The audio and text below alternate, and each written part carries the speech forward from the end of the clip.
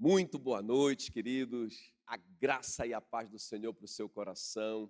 Eu gostaria de ler um texto com você, que está aqui em Mateus capítulo 14, verso 31. Diz o seguinte: E prontamente Jesus, estendendo a mão, tomou-o e lhe disse: Homem de pequena fé, por que duvidar-te? E eu gostaria de orar com você.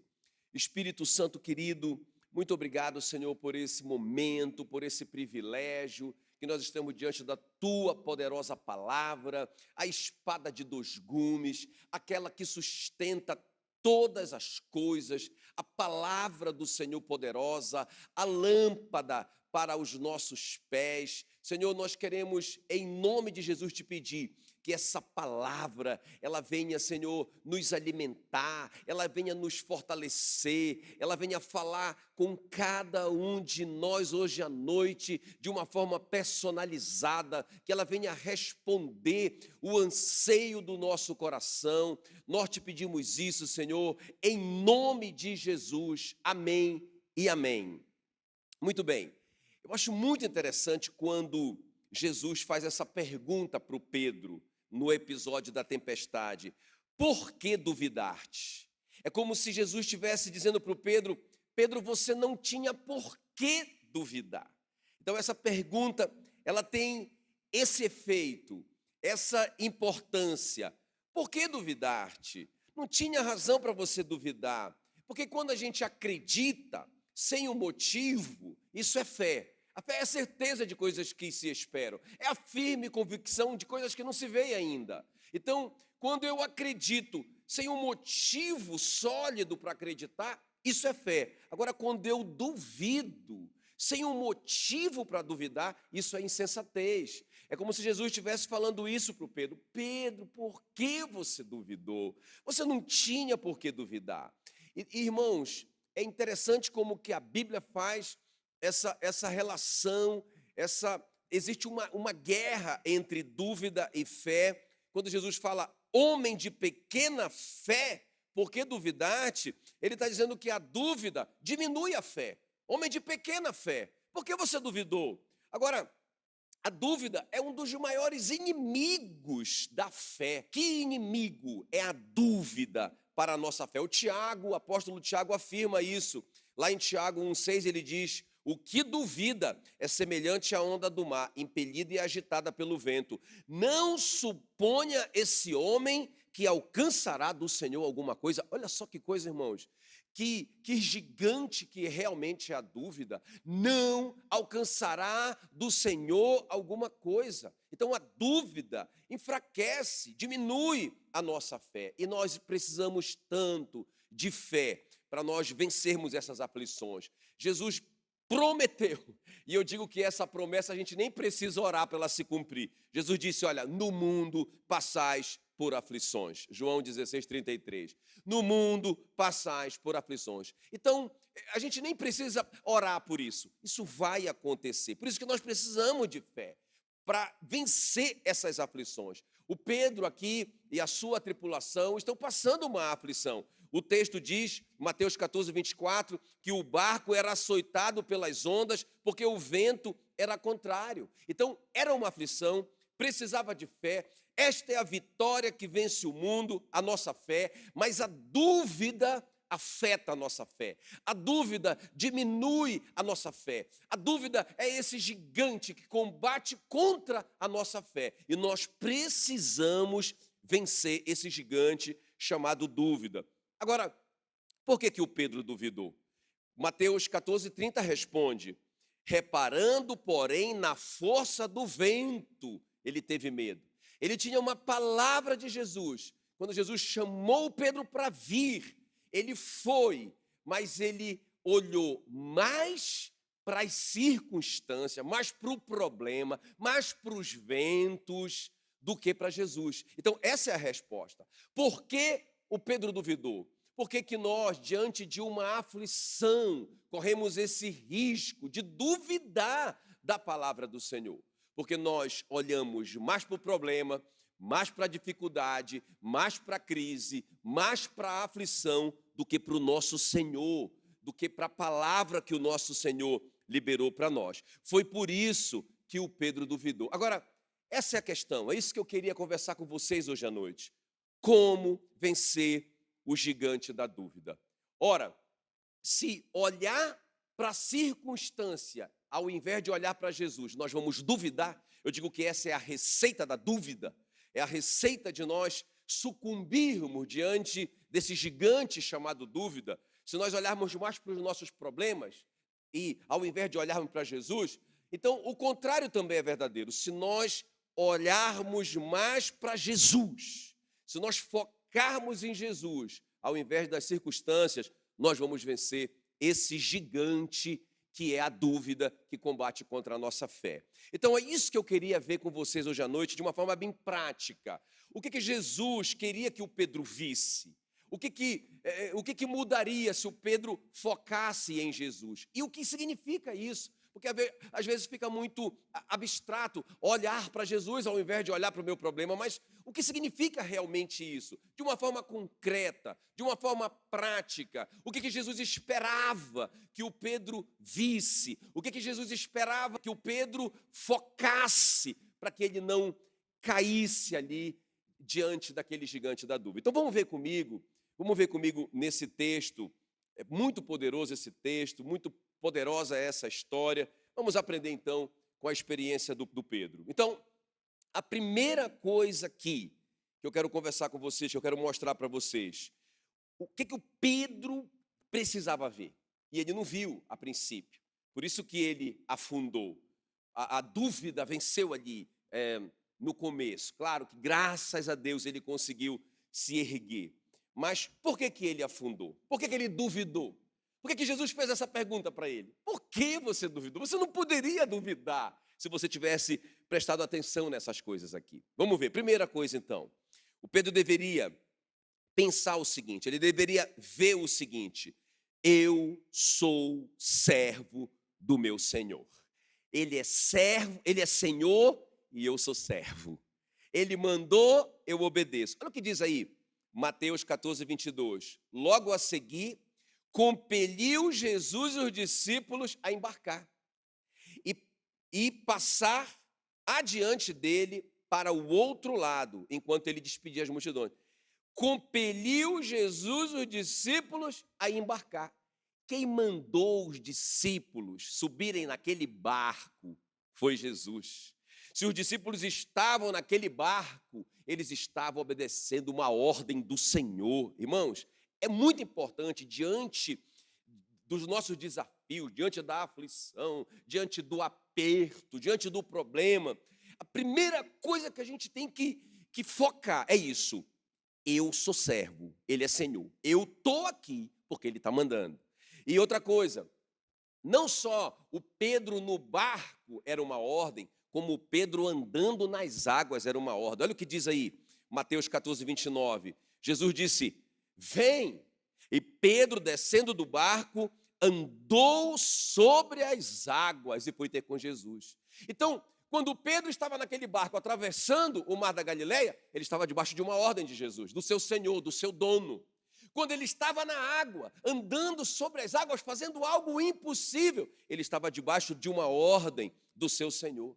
Querido, se Deus te mandou, Ele vai cuidar de você. Então, imagina que Deus te mandou, te deu uma ordem de você ser um dizimista fiel, de 10% das suas entradas você entregar no reino, para a expansão do reino. Você investir no reino. Isso não é uma sugestão, é um mandamento. Imagina se você vai ficar com medo de fazer isso, com medo de faltar recurso financeiro para você. Você não pode duvidar. Se Ele te mandou, Ele vai suprir. Imagina que se o Senhor manda uma esposa ser submissa ao seu marido, está na Bíblia. Esposas, sejam submissas aos vossos maridos. Imagina se essa esposa vai ficar com medo. E se o meu marido fizer uma bobagem, tomar uma decisão errada, e eu estou submissa a ele. Minha querida, você está obedecendo uma ordem do Senhor. Você está no barco porque Ele mandou. Você está na água porque Ele mandou. Pode ficar tranquila que vai dar certo. Então, quando nós estamos nesse lugar de obediência, eu gosto de dizer que nós somos imorríveis. O Charles Spurgeon, ele diz que o lugar do propósito é o lugar mais seguro para nós vivermos. Nós somos indestrutíveis nesse lugar da obediência. Quando o Senhor manda nós estarmos ali, Ele vai garantir a nossa proteção. O apóstolo Paulo experimentou isso lá no episódio do naufrágio, em Atos 27 e 23. Ele disse para todo mundo ali: um anjo de Deus, de quem eu sou e a quem eu sirvo, esteve comigo, dizendo: Paulo, não tenha medo, é preciso que você compareça perante César. Então o Paulo estava naquele navio porque o Senhor havia mandado. Então o navio estava naufragando e ele era um prisioneiro ali, ele estava algemado ali. Mas o anjo do Senhor apareceu para ele, falou com ele e disse: Paulo, você está no lugar do propósito, você está no lugar do chamado, você está no lugar da obediência, não tenha medo, vai dar tudo certo. Eu quero dizer uma coisa para você, jovem: se Deus falou para você, não se prostitua.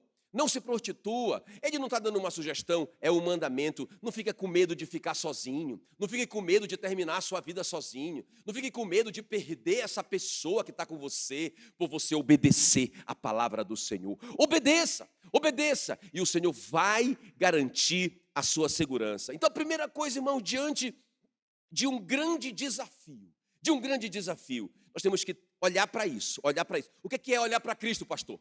O que é olhar para Cristo e não olhar o problema, a circunstância? O que é olhar para Cristo? É olhar para isso.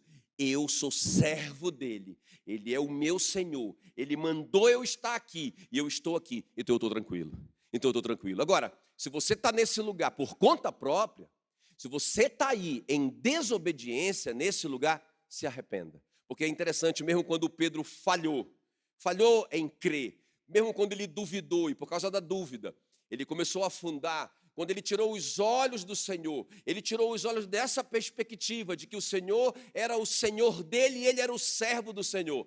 Quando ele tirou os olhos disso, ele começou a afundar. Mas aí, imediatamente, ele se arrependeu e ele deu um grito: Senhor, salva-me. Eu costumo dizer que essa é a menor oração do Pedro. Foi só: salva-me. E o Senhor estendeu a mão e salvou. Então, se você está nesse lugar, em desobediência, você não está obedecendo uma ordem do Senhor, você foi por conta própria e você sente que está afundando, você sente esse gigante da dúvida crescendo na sua frente, se arrependa, diga: Senhor, eu estou aqui por minha conta, eu me arrependo, eu quero voltar para o lugar do propósito. E aí você clama: Senhor, me salva, me tira daqui, e Ele vai ter misericórdia de você em nome de Jesus. Aleluia, aleluia, glória a Deus, diga glória a Deus onde você está, aleluia. Muito bem, queridos, então esse aqui é o primeiro segredo para nós não duvidarmos, para nós vencermos esse gigante da dúvida que combate contra a nossa fé, que é tão importante no momento da aflição. Então é isso, eu olhar para essa verdade, que eu sou o servo de Jesus, Ele que mandou, então vai dar certo. E a segunda coisa aqui, que Jesus queria que o Pedro visse, é a segunda coisa que significa olhar para Cristo, ao invés de olhar para o problema. Eu sou um com Cristo.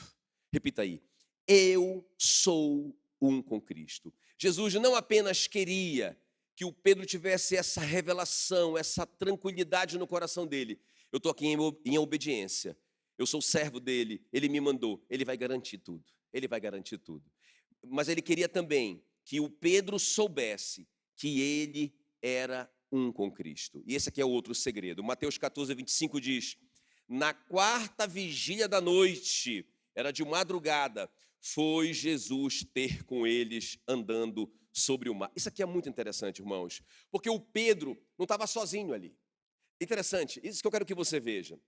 O Pedro não estava enfrentando aquelas ondas, aquela tempestade, aqueles ventos, aquela escuridão sozinho. Jesus estava passando pela mesma coisa que o Pedro estava passando. Então eles eram um naquele problema. O que acontece com você, acontece com Cristo. É interessante, eu quero que você entenda bem esse princípio, porque você e Cristo são um. E nós temos que ter essa revelação, irmão. Nós somos corpo de Cristo. O que acontece com a minha mão, está acontecendo com a minha cabeça. A minha mão não sente a dor sozinha. Na verdade, a cabeça está sentindo junto. Então, Cristo é a cabeça, nós somos o corpo. Ele está junto conosco em tudo que nós estamos passando. Você lembra quando o apóstolo Paulo tem o encontro com Jesus ali na estrada de Damasco? Eu acho muito interessante quando ele vê ali Jesus, ele pergunta, quem és tu, Senhor? Atos 9:5. E a resposta de Jesus é no mínimo intrigante. Ele diz, eu sou Jesus, a quem tu persegues. Nós sabemos que Paulo nunca perseguiu o homem Jesus pessoalmente, nunca aconteceu isso. Quem que Paulo estava perseguindo? A igreja. E Jesus está dizendo, você está me perseguindo. Porque quando o Paulo perseguia os irmãos, a igreja, ele estava perseguindo Cristo. Porque quem persegue o corpo, persegue a cabeça. Eu quero dizer que nós, eu e você somos um com Cristo, irmãos. Isso é muito importante na hora da tribulação. É muito importante nós termos essa revelação. Eu não estou sozinho aqui nessa tempestade. Eu não estou andando sozinho nesse mar. Eu não estou sozinho nesse barco. Eu não estou enfrentando essa escuridão sozinho. Cristo está em mim, porque eu e Cristo somos um. Está na Bíblia, meu irmão. Está na Bíblia. A oração de Jesus ali, em João 17, 21. Ele estava orando para que todos sejam um. E como és tu, ó Pai, em mim. Olha só como que Deus quer que a gente seja um com Ele, como que Jesus quer que a gente seja um com Ele, é no mesmo nível que Ele e o Pai são um. Meu Deus do céu, também sejam eles em nós, para que o mundo creia que tu me enviaste. Então, a primeira coisa que, irmão, nós temos que entender, nós somos um com Cristo. Onde Cristo está, nós estamos. O que acontece conosco está acontecendo com Cristo. Por isso que nós não temos que ter medo. Pedro estava andando no mar, mas Jesus estava lá. Romanos 6:4 diz, fomos sepultados com Ele. Então nós somos um com Ele. Então nós fomos sepultados com Ele. Efésios 2:6 diz que nós ressuscitamos com Ele. E diz que nós nos assentamos nos lugares celestiais juntamente com Cristo. Olha só, irmãos. Olha só, eu quero te dizer hoje à noite, guarde isso no seu coração, você não está sozinho nessa, Jesus está junto com você, Ele não está perto de você, Ele está em você e você está nele, aleluia. Você foi feito um com Ele, você foi sepultado com Ele, você ressuscitou com Ele, você está assentado com Ele nos lugares celestiais. E tem mais uma coisa, a Bíblia diz que Ele enviou o Espírito Santo para morar dentro de você, você é o templo do Espírito Santo. Então eu quero te dizer uma coisa, guarde isso no seu coração. Se Satanás ou essa tribulação que você está passando podem derrotar a Cristo, então você pode ser derrotado. Mas se Satanás e nenhuma tribulação pode derrotar Cristo, você é inderrotável, você é indestrutível, você é invencível, enquanto você estiver no lugar do propósito de Deus para a sua vida. Então, guarde isso no seu coração, essas duas coisas aqui. Quando eu estiver passando por uma dificuldade, por uma grande tribulação, por uma tempestade, então, primeiro lugar, eu tenho que saber, eu tenho que olhar mais para Cristo do que para o problema. E o que significa isso? A primeira coisa, eu sou servo do meu Senhor. Eu estou aqui porque Ele mandou, então Ele vai garantir. E a segunda coisa, eu sou um com Ele. Eu estou vivendo toda essa turbulência, essa tempestade, mas Jesus está andando ali junto comigo no mar. Ele está vivendo essa escuridão, Ele está vivendo o que eu estou vivendo. Então eu não tenho que ter medo, porque eu sou um com Ele, Ele está em mim, aleluia. E a terceira e última coisa aqui para a gente orar, irmãos. A terceira e última coisa aqui, que Jesus queria que o Pedro entendesse e visse nesse momento. Ele queria que o Pedro entendesse que ele estava sendo sustentado por ele até aquele momento. Eu fui sustentado por ele até agora, é o nosso terceiro ponto. Eu fui sustentado por ele até agora. Vamos ver isso aqui. Mateus 14:28. Respondendo-lhe Pedro disse, se és tu, Senhor, manda-me ir ter contigo por sobre as águas. E ele disse, vem. E Pedro, descendo do barco, andou por sobre as águas e foi ter com Jesus. Irmão, olha só. O que significa isso aqui, pastor? Eu fui sustentado por ele até agora. Nós temos que ter essa revelação no nosso coração. Pensa bem comigo. Beleza. O Pedro começou a afundar. quando ele começou a se concentrar mais na tempestade do que em Cristo. Ele começou a afundar. Mas o Pedro deveria ter pensado que quando ele saiu do barco e pisou na água, e ele ficou ali em pé na água, irmão, esse foi um grande milagre. Ninguém, a não ser Jesus, tinha feito isso antes. Então, o Pedro, quem operou aquele milagre, ele deveria ter pensado isso. Nós temos que ter essa revelação. Não, peraí, eu estou passando essa tribulação, mas Deus já me livrou de outras no passado. Não, eu sou um milagre. Para eu ter chegado até aqui, eu sou um milagre de Deus, vai dar certo. Só que a gente esquece, irmãos, isso. Muitas vezes a tribulação fica tão grande, e o gigante da dúvida fica tão grande, que abala a nossa fé. E nós ficamos cegos para o mundo espiritual. E lembra, fé é isso, é a gente ter certeza de coisas que se esperam, ter a convicção de fatos que não se veem. Ou seja, a fé, ela vê o invisível, ela acredita no impossível. Mas se a dúvida cresce, a fé diminui. Homem de pequena fé.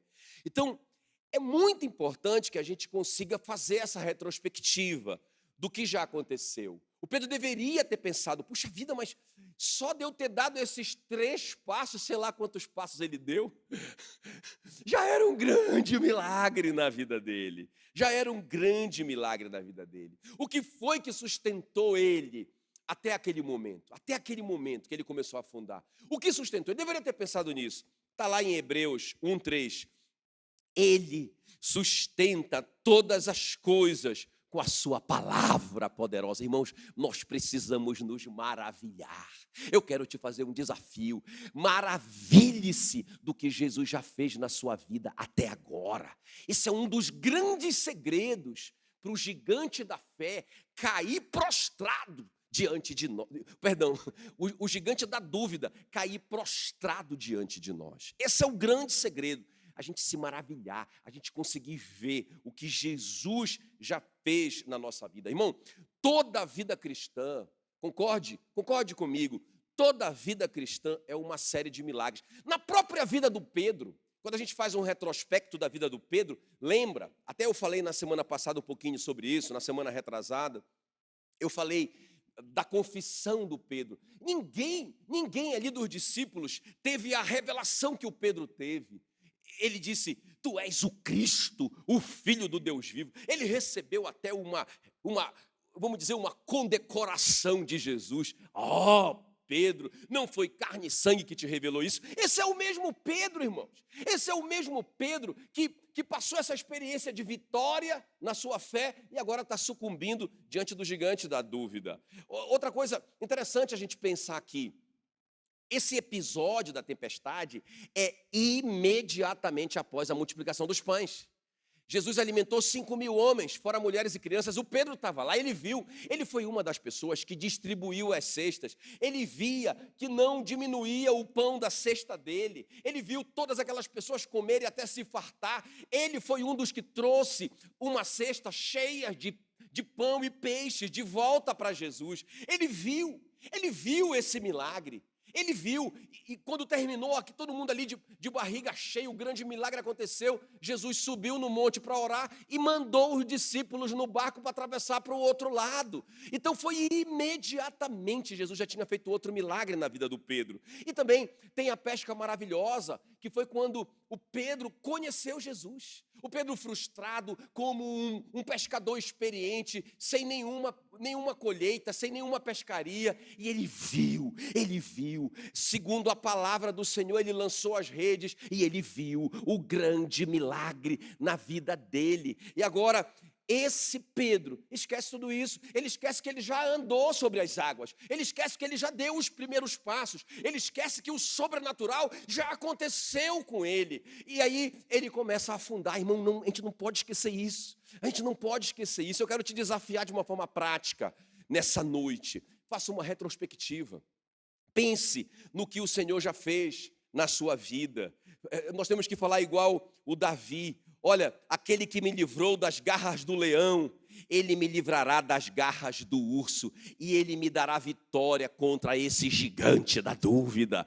Porque o Davi soube fazer essa retrospectiva. Ele soube lembrar dos passos que ele já tinha dado sobre as águas. Eu quero profetizar uma coisa na sua vida. Filipenses 1:6, aquele que começou boa obra em vocês, há de completá-la até o dia de Cristo Jesus. Então aquele que começou a boa obra não vai deixar você afundar no meio do caminho. Ele começou, ele já viu, Deus já viu, concluído, terminado. Nós não podemos desistir, não vale desistir, em nome de Jesus, em nome de Jesus. Então, queridos, não olhe para esse problema, não foque nesse problema, mas foque em Cristo. Como, pastor? Como? Foque nessa verdade. Eu sou servo de Cristo. Ele me mandou, é por isso que eu estou aqui. Eu sou um com Cristo. Eu fui crucificado com Ele, eu ressuscitei com Ele, eu estou assentado juntamente com Ele e Ele vive dentro de mim. Ele vive dentro de mim. O que está acontecendo comigo está acontecendo com Ele, porque eu sou parte dEle. Então, Ele é inderrotável e eu também. Aleluia, aleluia. E por último, você pensar isso, você lembrar isso, você olhar para isso. Eu já andei até aqui. Já foi um grande milagre que Deus fez na minha vida. Ele não vai me deixar no meio do caminho. Eu vou chegar, vai dar certo em nome de Jesus. Em nome de Jesus. Aleluia, aleluia. Diga glória a Deus, diga glória a Deus. Agora eu quero orar por você. Feche os seus olhos onde você estiver. Eu quero orar por você. Senhor, a tua palavra diz em 1 de Pedro 5, versículo 7, lançando sobre ele toda a nossa ansiedade, porque ele tem cuidado de nós. Senhor, nós queremos nessa noite, em nome de Jesus, lançar sobre o Senhor toda a nossa ansiedade, porque nós sabemos que o Senhor está cuidando de nós. Não precisa de duas pessoas para cuidar de nós, não precisa de eu cuidar se o Senhor já está cuidando. Então eu quero só, Senhor, que a gente, só quero descansar nos teus braços nessa noite, em nome de Jesus, Pai. E eu quero, em nome de Jesus, olhar para o Senhor, o autor e consumador da minha fé. Olhar para essa verdade, eu sou servo e o Senhor é o meu dono. E se o Senhor me mandou fazer isso, o Senhor vai me cuidar nesse lugar da obediência, em nome de Jesus. E eu sou um com o Senhor, eu sou corpo do Senhor, eu sou templo do Espírito Santo. Satanás não pode me derrotar, E o Senhor já começou a boa obra em mim. O Senhor já derrotou tantos leões na minha história, tantos ursos na minha história. E esse gigante que está diante de mim vai cair por terra. O gigante da dúvida vai cair por terra hoje à noite. Em nome de Jesus Cristo. Em nome de Jesus Cristo eu declaro, eu não vou desistir, eu não vou afundar. Então, eu descobri hoje à noite, quando Jesus perguntou para o Pedro, por que duvidar-te? É porque ele não tinha motivo para duvidar. E eu também declaro, Senhor, nessa noite, eu não tenho motivo para duvidar.